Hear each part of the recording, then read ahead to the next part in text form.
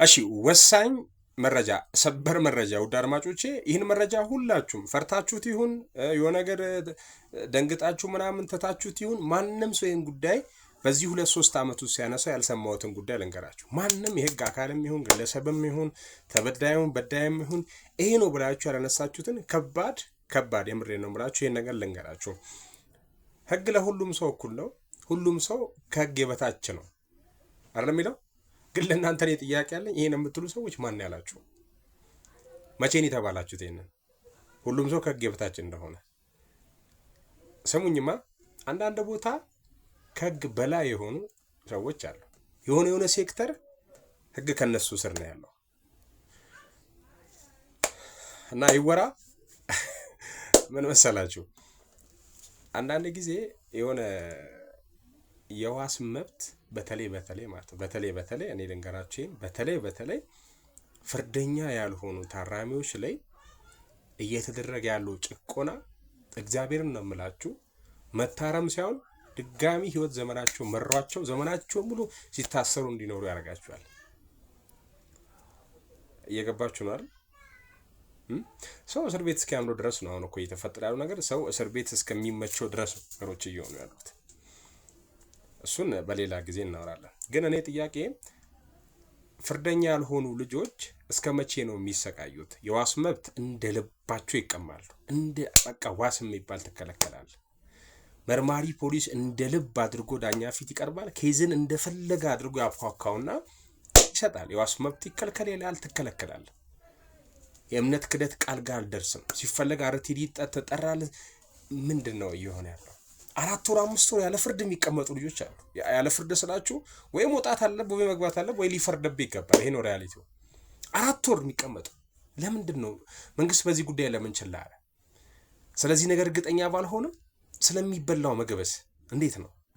በ3 በ4 ቀን ፀሐይ የሚያገኙ ልጆች አሉ እኮ ፍርደኛ ያልሆኑ በ3 በ4 ቀን ፀሐይ የሚያገኙ ፀሐይ እንኳን የማያገኙ ልጆች አሉ።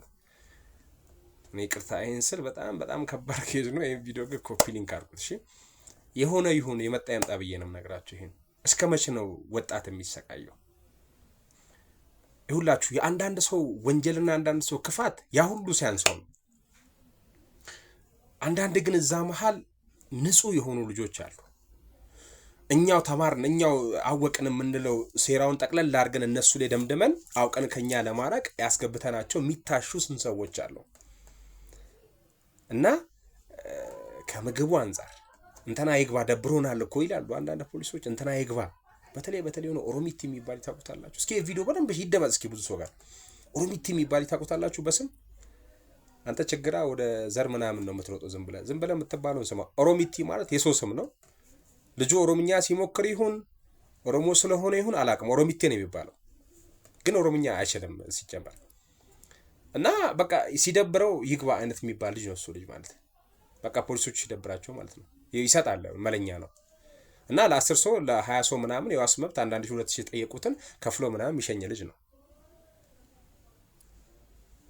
እየገባችሁ እያልኩ ያለሁት እና የሰዎች መብት ደና አርጎ ህግ ማን ነው ህግ ከሁሉ ለሁሉም ሰው እኩል ነው ያላችሁ ያልኩት ከዚህ አንፃር ነው። ህግ በህግነቱ ለሁሉም ሰው እኩል ነው የሚለው ህገ መንግስታችን ነው። ህገ መንግስታችን ግን የሆነ ቦታ ግን ሲተገበር ሰዎች እንደ ልባቸው አርገው ተጫውተውበታል። አለኝ ስልጣን አለኝ የሚለው ሰው ደና አድርጎ ይሄን የዋህ ህዝብ እየተጫወተበት ነው። እና እባካችሁ ፍርደኛ የሆኑት አንዴ ተፈርዶባቸው ያልተፈረዱባቸውን ልጆች አታሰቃዩ። ትክክለኛ ምክንያቱን ራሱ ያቅም አንዳንዱ ሲገባበትን ምክንያቱን ራሱ ጮህቱን ብትሰሙ አንዳንዴ ማለት ነው ምሳ ይዘህ ሄድ፣ ቁርስ ይዘህ ሄድ። ውሸት ነው እውነት ነው፣ ብዙ ነገር እውነት ነው፣ ብዙ ነገሩ ውሸት ነው። አንተ እንዳረክ አድርገህ ትረዳዋለህ፣ እንዴትም አድርገህ ትረዳዋለህ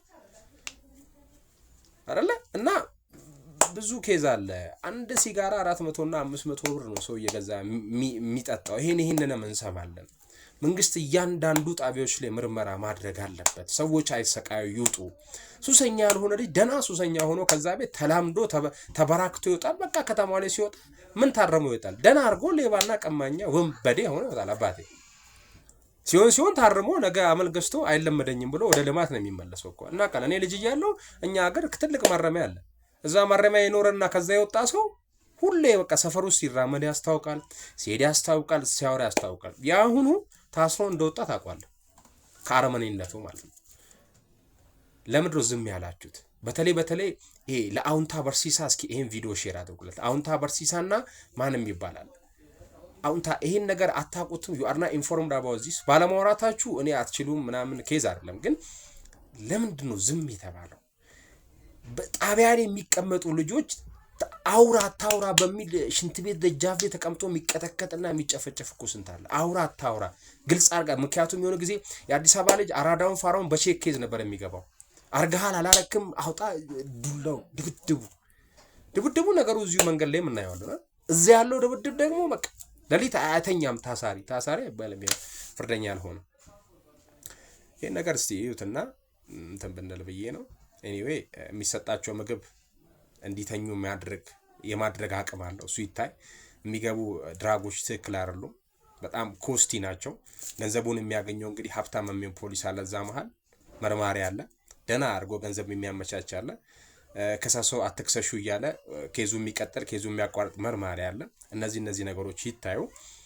ለእውነት ከኖርን እውነት ሁሌም ታሸንፋለች። ህገ መንግስታችን ለዚህ ነው የጸደቀው እንጂ አንዳንድ ሌቦች ይህንን እንዲያረጋችሁ እንድትኖሩበትና ሆዳችሁ እንድታሰፉበት አይደለም። ታራሚው ይቀጣ። ህዝብን የበዘበዘ ህዝብን ያስጨነቀ ወንጀለኛ የሆነ ምናምን ይቀጣ። ብዙ አለ። በዛ ልክም የታረሙ አሉ። ይሄንን ስንል ግን ሞስት ኦፍ ዜም አንዳንድ እነዚህ ነገሮች መታየት አለባቸው ለማለት ነው።